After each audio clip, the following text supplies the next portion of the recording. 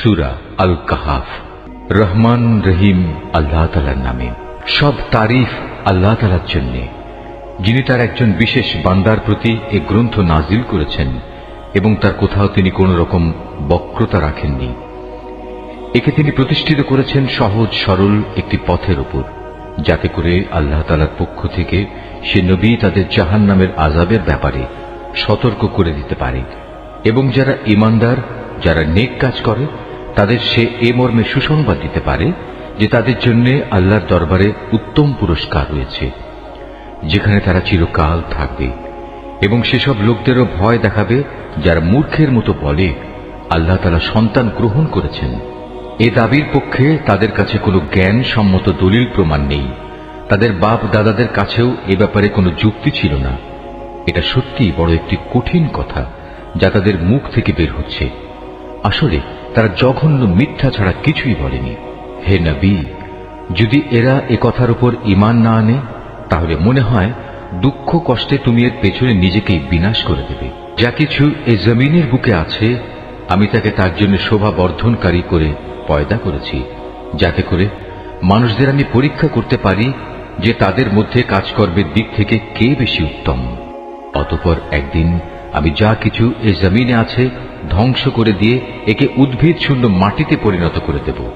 হে নবী, তুমি গুহা ও পাহাড়ের উপত্যকার অধিবাসীদের সম্পর্কে কি মনে করো?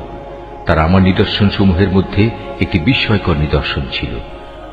ঘটনাটি এমন হয়েছিল, কতিপয় যুবক যখন গুহায় আশ্রয় নিল এবং আল্লাহর দরবারে এই বলে দোয়া করল, হে আমাদের মালিক, একান্ত তোমার কাছ থেকে আমাদের উপর অনুগ্রহ দান করো। আমাদের এই কাজকর্ম আঞ্জাম দেওয়ার জন্য তুমি আমাদের সঠিক পথ দেখাও। অতঃপর আমি গুহার ভেতরে তাদের কানে বহু বছর ধরে ঘুমের পর্দা লাগিয়ে রাখলাম। তারপর এক পর্যায়ে আমি তাদের ঘুম থেকে উঠিয়ে দিলাম, যাতে করে আমি একথা জেনে নিতে পারি তাদের দুদলের মধ্যে কোন দলটি ঠিক করে বলতে পারে যে তারা কতদিন সেখানে অবস্থান করেছিল। হে নবী, আমি তোমার কাছে তাদের বৃত্তান্ত সঠিকভাবে বর্ণনা করছি। মূলত তারা ছিল কতিপয় নওজোয়ান ব্যক্তি, যারা তাদের মালিকের উপর ঈমান এনেছিল। আমি তাদের হেদায়েতের পথে এগিয়েও দিয়েছিলাম। আমি তাদের অন্তঃকরণকে ধৈর্য দ্বারা দৃঢ়তা দান করেছি। যখন তারা আল্লাহর পথে দাঁড়িয়ে গেল এবং ঘোষণা করল, আমাদের মালিক তো হচ্ছেন তিনি, যিনি আসমান সমূহ ও জমিনের মালিক। আমরা কখনো আল্লাহ তাআলা ছাড়া আর কাউকে ডাকব না। যদি আমরা এমন অযৌক্তিক কথা বলি, তাহলে তা হবে মারাত্মক দিন বিরোধী কাজ। এরা হচ্ছে আমাদের স্বজাতির লোক, যারা তাকে বাদ দিয়ে অসংখ্য মাবুদের গোলামি গ্রহণ করেছে। তারা যদি সত্যবাদী হয়, তাহলে তারা স্পষ্ট দলিল নিয়ে আসে না কেন? তার চাইতে বড় জালেম আর কে, যে আল্লাহ তাআলার উপর মিথ্যা আরোপ করে? অতঃপর জোয়ানরা পরস্পরকে বলল, আল্লাহ তাআলা ছাড়া অন্যদের যারা মাবুদ বানায়, তাদের কাছ থেকে তোমরা যখন বিচ্ছিন্ন হয়ে চলেই গেলে, তখন তোমরা এখান থেকে বের হয়ে বিশেষ একটি গুহায় গিয়ে আশ্রয় নাও। তোমাদের মালিক তোমাদের উপর তার রহমতের ছায়া বিস্তার করে দেবেন এবং তোমাদের বিষয়গুলো তোমাদের জন্য সহজ করে দেবেন। হে নবী, তুমি যদি সে গুহা দেখতে, তাহলে দেখতে পেতে তারা তার মধ্যবর্তী এক প্রশস্ত চত্বরে অবস্থান করছে। সূর্য তার উদয়কালে তাদের গুহার দক্ষিণ পাশ দিয়ে হেলে যাচ্ছে, আবার যখন তা অস্ত যায় তখন তা গুহার বাম পাশ দিয়ে অতিক্রম করে। সূর্যের প্রখরতা কখনো তাদের কষ্টের কারণ হয় না। আসলে এ সবই হচ্ছে আল্লাহ তাআলার কুদরতের নিদর্শন। এসব নিদর্শনের মাধ্যমে আল্লাহ তাআলা যাকে হেদায়েত দান করেন, সেই একমাত্র হেদায়েত প্রাপ্ত হয়, আর যাকে তিনি গোমরাহ করেন, সে কখনো কোনো পথ প্রদর্শনকারী ও অভিভাবক পেতে পারে না। হে নবী, তুমি যদি দেখতে, তাহলে তুমি তাদের ভাবতে তারা বুঝি জেগেই রয়েছে, যদিও তারা ছিল ঘুমন্ত। আমি তাদের কখনো ডানে কখনো বামে পরিবর্তন করে দিতাম। তাদের কুকুরটি গুহার সামনে তার হাত দুটি প্রসারিত করে পাহারারত অবস্থায় বসেছিল। তুমি যদি তাদের দিকে সত্যি উঁকি মেরে দেখতে, তাহলে তুমি অবশ্যই তাদের কাছ থেকে পেছন ফিরে পালিয়ে যেতে এবং তাদের এ আজব দৃশ্য দেখে তুমি নিঃসন্দেহে ভয়ে আতঙ্কিত হয়ে যেতে। এভাবেই তাদের আমি ঘুম থেকে উঠিয়ে দিলাম, যাতে করে তারা তাদের অবস্থান সম্পর্কে নিজেরা পরস্পরে জিজ্ঞাসাবাদ করে। কথা প্রসঙ্গে তাদের মধ্যে থেকে এক ব্যক্তি বলল, বলতো তোমরা এই গুহায় কতকাল অবস্থান করেছ? তারা বলল, বড় জোর একদিন কিংবা তার চাইতে কম সময়ে আমরা এখানে অবস্থান করেছি। অতঃপর যখন তারা একমত হতে পারল না, তখন তারা বলল, তোমাদের মালিকই একথা জানেন, তোমরা এ গুহায় কতকাল অবস্থান করেছ। এখন সে বিতর্ক রেখে বরং তোমরা তোমাদের একজনকে তোমাদের এ রৌপ্য মুদ্রা সহ শহরে পাঠাও। সে বাজারে গিয়ে দেখুক কোন খাবার উত্তম, সেখান থেকে কিছু খাবার তোমাদের কাছে নিয়ে আসুক। সে যেন বিচক্ষণতার সাথে কাজ করে এবং সে যেন কাউকেই তোমাদের ব্যাপারে কিছু জানতে না দেয়। যদি তারা তোমাদের সম্পর্কে জানতে পারে, তাহলে তারা তোমাদের প্রস্তরাঘাত করে হত্যা করবে, কিংবা তোমাদের জোর করে তারা তাদের দিনে ফিরিয়ে নেবে। আর একবার তেমনটি হলে কখনোই তোমরা মুক্তি পাবে না। আর এভাবেই আমি একদিন তাদের ব্যাপার শহরবাসীদের জানিয়ে দিলাম, যাতে করে তারা একথা জানতে পারে মৃতকে জীবন দেওয়ার ব্যাপারে আল্লাহ তাআলার ওয়াদা আসলেই সত্য, এবং কিয়ামতের আসার ব্যাপারেও কোন রকম সন্দেহ নেই। যখন তারা নিজেদের মধ্যে এ নিয়ে বিতর্ক করে যাচ্ছিল, তখন কিছু লোক বলল, তাদের সম্মানে তাদের উপর একটি স্মৃতিসৌধ নির্মাণ করে দাও। আসলে তোমাদের মালিকই তাদের সম্পর্কে সর্বাধিক খবর রাখেন। অপরদিকে যেসব মানুষ তাদের কর্তব্য কাজের উপর বেশি প্রভাবশালী ছিল, তারা বলল, স্মৃতিসৌধ বানানোর বদলে চলো আমরা তাদের উপর একটি মসজিদ বানিয়ে দেই। কিছু লোক বলে, গুহার অধিবাসীরা ছিল 3 জন, ওদের মধ্যে চতুর্থটি ছিল ওদের পাহারাদার কুকুর। আবার কিছু লোক বলে তারা ছিল 5 জন, তাদের ষষ্ঠটি ছিল ওদের কুকুর। আসলে অজানা অদেখা বিষয়সমূহের প্রতি এরা খামাখা অনুমান নিক্ষেপ করি এ সব কিছু বলছে। তাদের কেউ বলে ওরা ছিল 7 জন এবং অষ্টমটি ছিল তাদের কুকুর। হে নবী, তুমি এদের বলো, হ্যাঁ, আমার মালিক ভালো করেই জানেন ওদের আসল সংখ্যা কত ছিল। তাদের সংখ্যা খুব কম সংখ্যক লোকই বলতে পারে। তুমিও এদের ব্যাপারে সাধারণ আলোচনার বাইরে বেশি বিতর্ক করো না এবং তাদের সম্পর্কে খামাখা অন্য মানুষদের কাছেও জিজ্ঞাসাবাদ করো না। হে নবী, কখনো কোনো কাজের ব্যাপারে একথা বলো না, এ কাজ আমি আগামীকাল করব। হ্যাঁ, বরং এভাবে বলো, আল্লাহ তাআলা যদি চান তাহলেই আমি আগামীকাল এ কাজটা করব। যদি কখনো কোনো কিছু ভুলে যাও, তাহলে তোমার মালিককে স্মরণ করো এবং বলো, সম্ভবত আমার মালিক এ কাহিনীর চাইতে নিকটতর কোনো কল্যাণ দিয়ে আমাকে পথ দেখাবেন। তারা তাদের এ গুহায় কাটিয়েছে মোট 300 বছর। কেউ অবশ্য এর সাথে আরো 9 বছর যোগ করেছে। হে নবী, তুমি বলো, বস্তুত একমাত্র আল্লাহ তাআলাই সঠিক করে বলতে পারেন ওরা গুহায় কত বছর কাটিয়েছে। আসমান সমূহ ও জমিনের যাবতীয় অজানা অদেখা বিষয়ের জ্ঞান তো একমাত্র তার জন্য নির্দিষ্ট রয়েছে। কত সুন্দর দ্রষ্টা তিনি, কত সুন্দর শ্রোতা তিনি। তিনি ছাড়া তাদের দ্বিতীয় কোনোই অভিভাবক নেই। আল্লাহ তাআলা নিজের কর্তৃত্ব ও ক্ষমতায় অন্য কাউকে কখনো শরীক করেন না। হে নবী, তোমার উপর তোমার মালিকের যে কিতাব নাজিল করা হয়েছে তা তুমি তেলাওয়াত করতে থাকো। তার কিতাবে বর্ণিত কথাবার্তা রদবদল করার কেউই নেই। তিনি ছাড়া তুমি আর কোনোই আশ্রয়স্থল পাবে না। হে নবী, তুমি নিজেকে সদা সেসব মানুষদের সাথে রেখে চলবে যারা সকাল সন্ধ্যায় তাদের মালিককে ডাকে। তারা একমাত্র তাঁরই সন্তুষ্টি কামনা করে এবং কখনো তাদের কাছ থেকে তোমার স্নেহের দৃষ্টি ফিরিয়ে নিও না।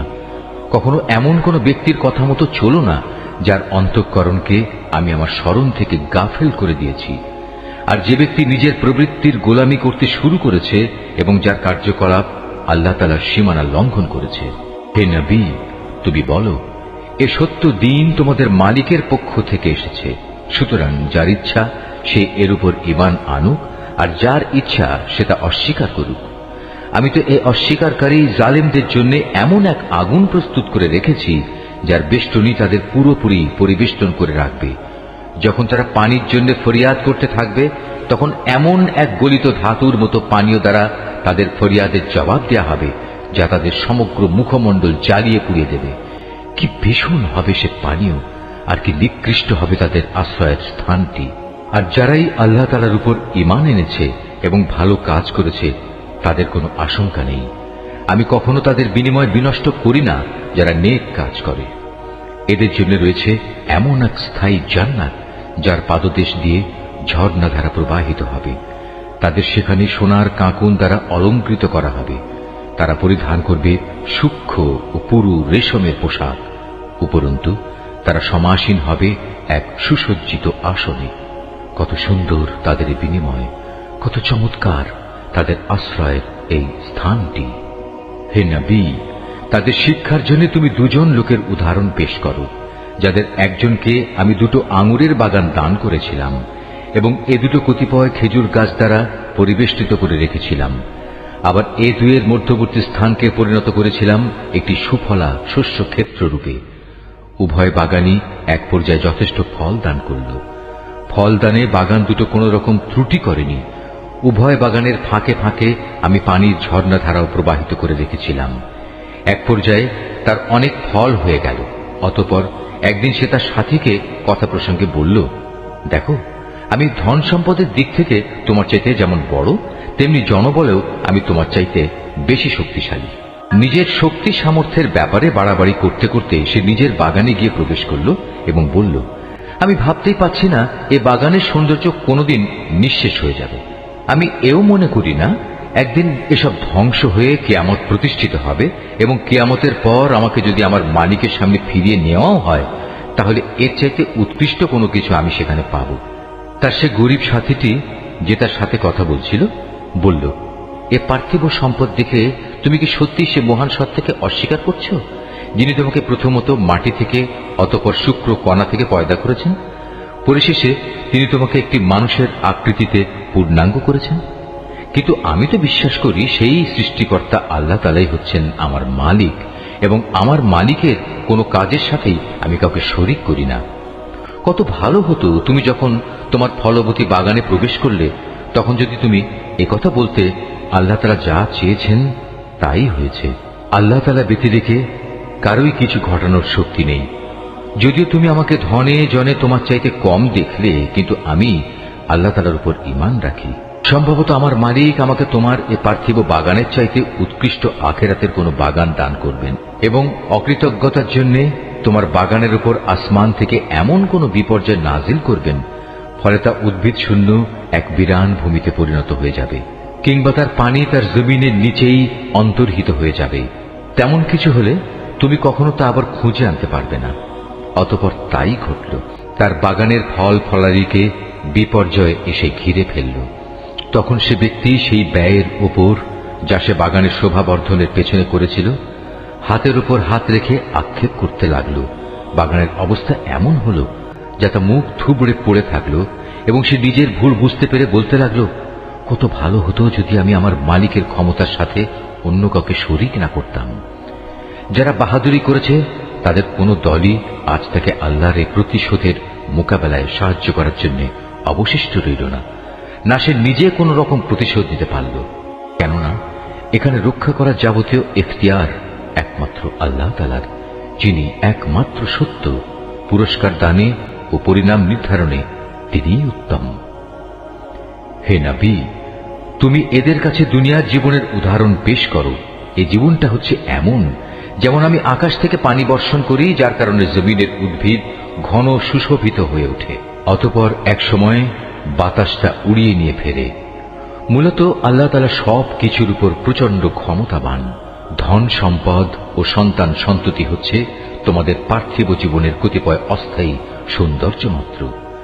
চিরস্থায়ী হচ্ছে মানুষের নেক কাজ, আর তা হচ্ছে তোমার মালিকের কাছে পুরস্কার পাওয়ার জন্য অনেক ভালো।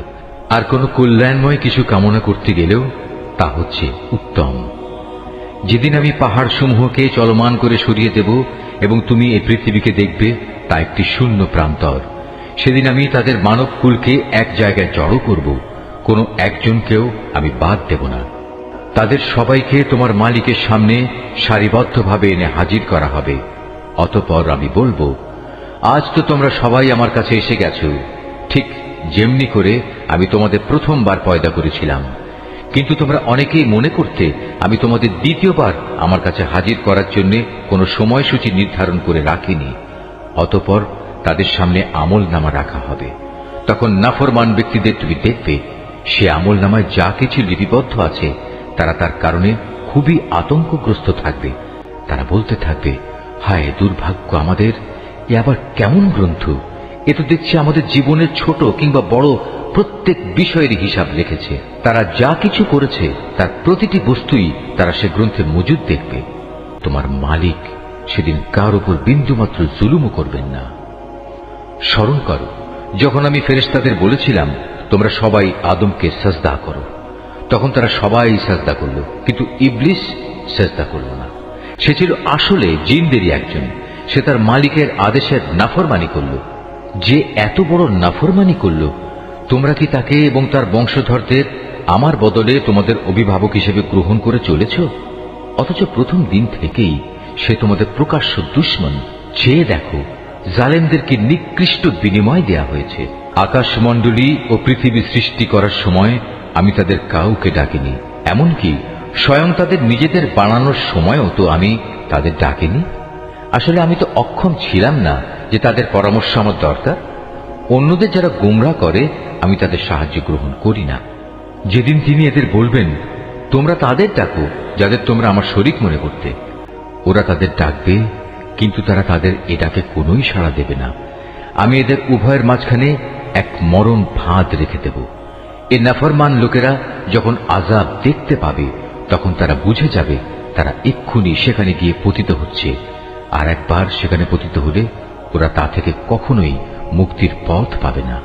আমি মানুষের বোঝার জন্য এই কোরআনে সব ধরনের উপমা ও উদাহরণ বিশদভাবে বর্ণনা করেছি, কিন্তু মানুষের অধিকাংশই এ নিয়ে তর্ক করে।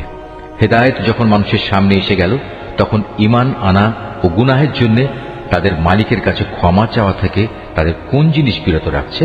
তারা সম্ভবত পূর্ববর্তী মানুষদের অবস্থা তাদের কাছে এসে পৌঁছানোর কিংবা আমার আযাব তাদের সামনে এসে হাজির হবার অপেক্ষা করছে।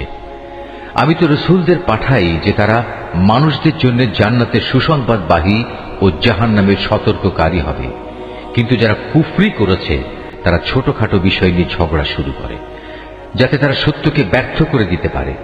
মূলত তারা আমার আয়াতসমূহকে এবং যেসব বিষয় দিয়ে তাদের জাহান্নাম থেকে সতর্ক করা হয়েছিল তাকে বিদ্রূপের বিষয়ে পরিণত করে নিয়েছে। তার চাইতে বড় জালেম আর কে আছে যাকে তার মালিকের আয়াতসমূহ স্মরণ করিয়ে দেয়া হচ্ছে এবং সে এর থেকে মুখ ফিরিয়ে দিচ্ছে। সর্বোপরি যা কিছু গুনাহের বোঝা তার হাত দুটো অর্জন করেছে সে তা ভুলে যায়। আমি তাদের অন্তরের উপর জাহেলিয়াতের আবরণ লাগিয়ে দিয়েছি যেন তারা সত্য দিন বুঝতে না পারে। এমনি ভাবে তাদের কানেও এক ধরনের কঠিন বস্তু ঢেলে দিয়েছি, এ কারণে তারা সত্য কথা শুনতে পায় না। অতএব হে নবী, তুমি ওদের যতই হেদায়েতের পথে ডাকো না কেন তাদের কখনো হেদায়েত দেয়া হবে না। হে নবী, তোমার মালিক বড়ই ক্ষমাশীল ও দয়াবান। তিনি যদি তাদের সবাইকে তাদের কৃতকর্মের জন্য শাস্তি দিতে চাইতেন তাহলে তিনি সহজেই তা ত্বরান্বিত করতে পারতেন।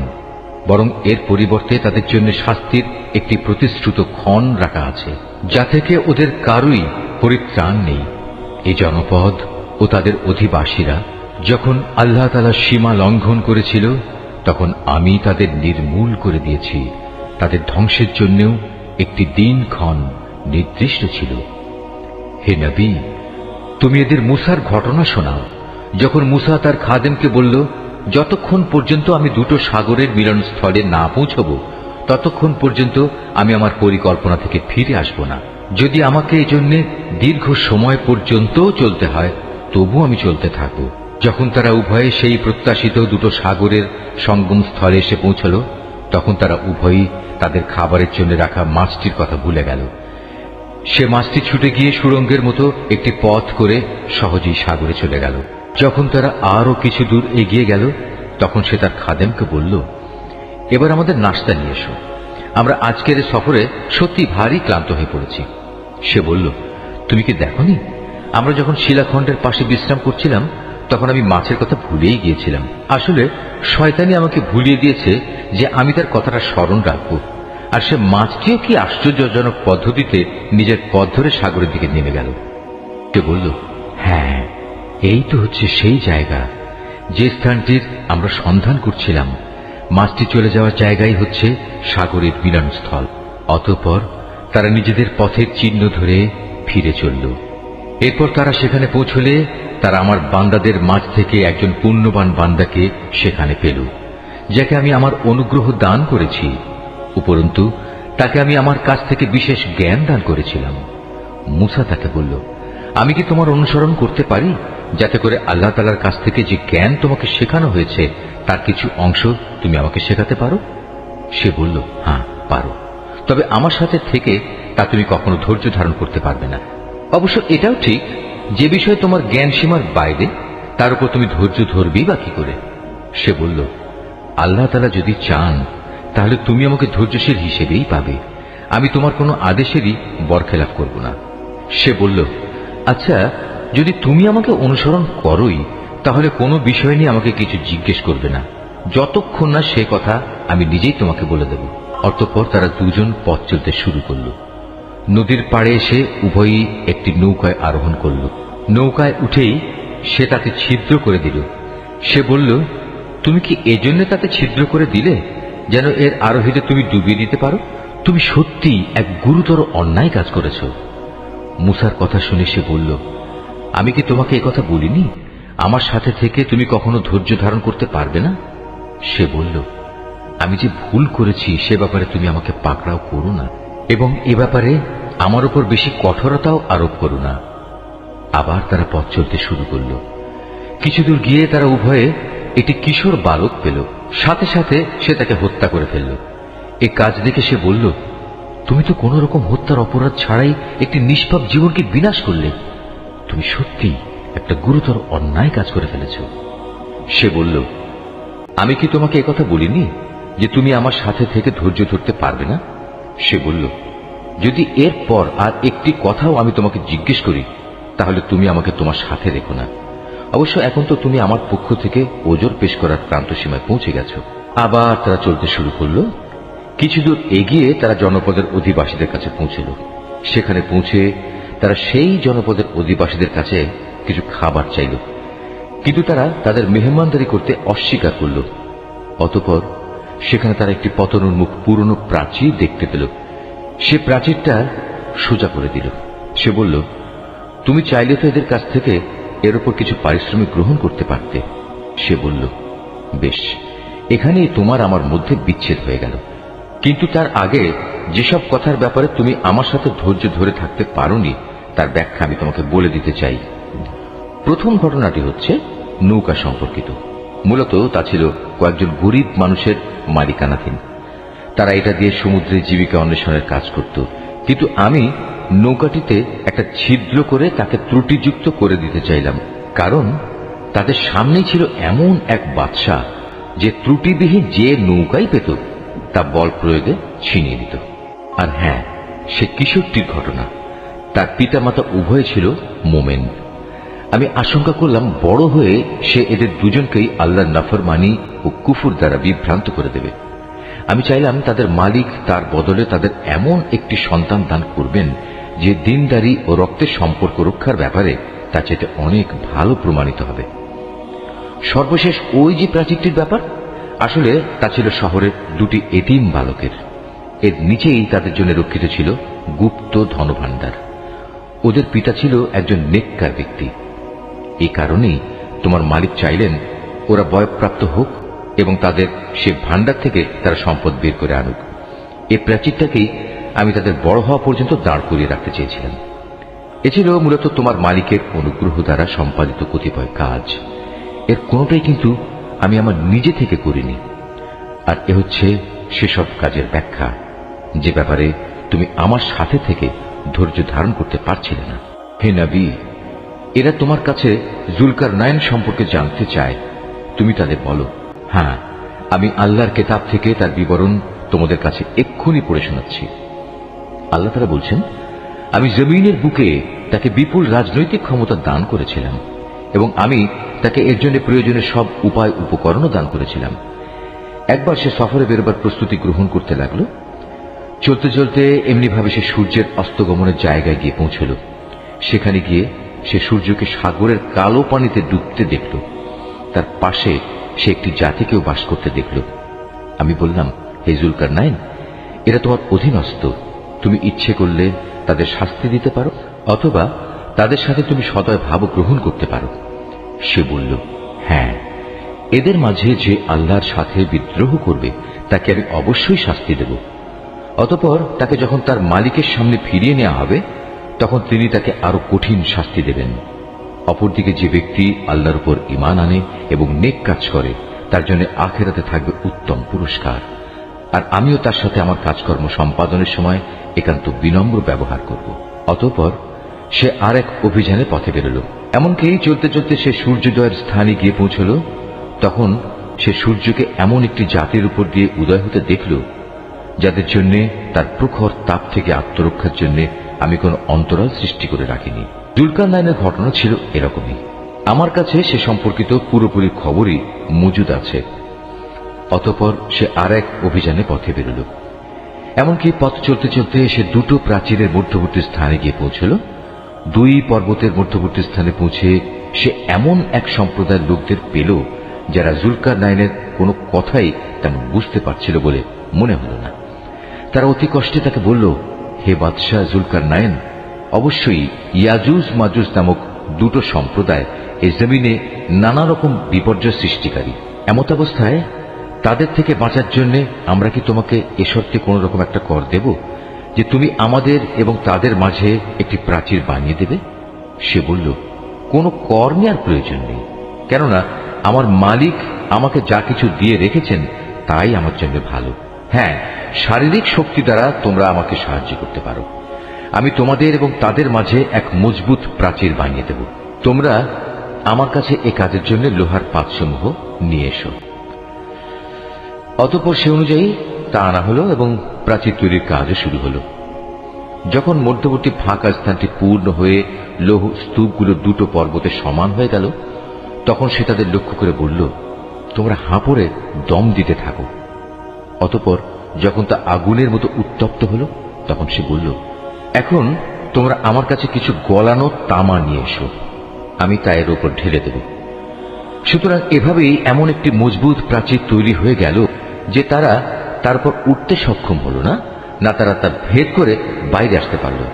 জুলকারনাইন বলল, এই যা কিছু হয়েছে তা সবই আমার মালিকের অনুগ্রহে হয়েছে, কিন্তু যখন আমার মালিকের ওয়াদা মতো কিয়ামত আসবে তখন তিনি তা চূর্ণ বিচূর্ণ করে একাকার করে দেবেন। আর আমার মালিকের ওয়াদা হচ্ছে সত্য ওয়াদা।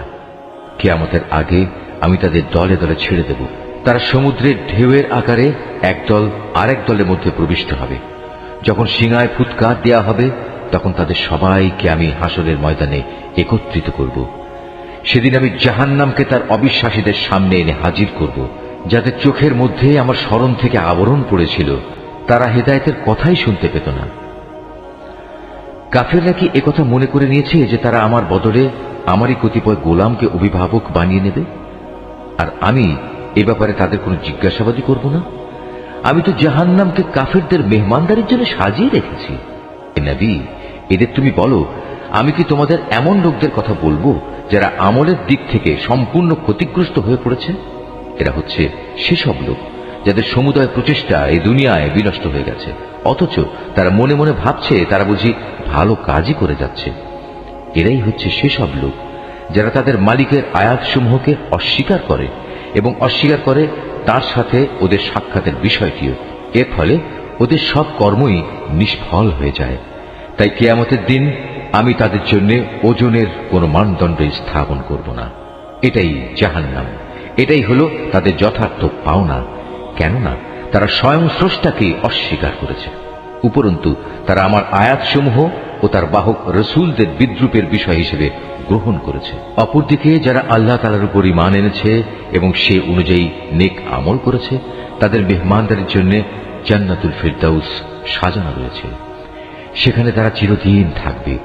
সেদিন তারা সেখান থেকে অন্য কোথাও যেতে চাইবে না। হে নবী, তুমি এদের বলো, আমার মালিকের প্রশংসার কথাগুলো লিপিবদ্ধ করার জন্য যদি সমুদ্র কালি হয়ে যায় তাহলে আমার মালিকের জ্ঞানের কথা লেখা শেষ হওয়ার আগেই সমুদ্র শুকিয়ে যাবে। এমনকি যদি আমি তার মতো আরো সমুদ্রকে লেখার কালি করে সাহায্য করার জন্য নিয়ে আসি তবু। হে নবী, তুমি এদের বলো, আমি তো তোমাদের মতোই একজন রক্ত মাংসের মানুষ, তবে আমার উপর ওহী নাজিল হয়, আর সে ওহীর মূল কথা হচ্ছে তোমাদের মাবুদ হচ্ছেন একজন। অতএব তোমাদের মাঝে যদি কেউ তার মালিকের সাক্ষাৎ কামনা করে সে যেন হামেশা নেক আমল করে, সে যেন কখনো তার মালিকের ইবাদতে অন্য কাউকে শরীক না করে।